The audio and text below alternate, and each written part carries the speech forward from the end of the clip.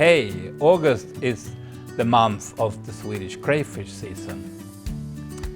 Since crayfish is quite hard to catch, and not just catch, it's also very restricted when we can actually catch it, and that is the month of August. So that's why we're celebrating by eating the delicious Kräfta, as we call it in Swedish. Crayfish parties are held outdoors most often and with colorful decorations. The most popular type of lantern is the smiling full moon. And to protect your clothes while eating Kräfta, we use bibs, and it also has a big Kräfta on.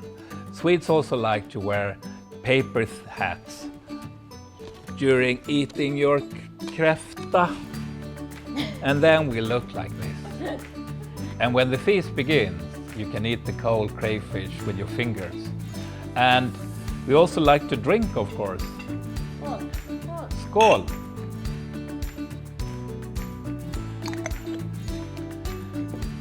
Welcome to IKEA to taste the Swedish delicious crayfish. Kräfta, Kräfta, Kräfta.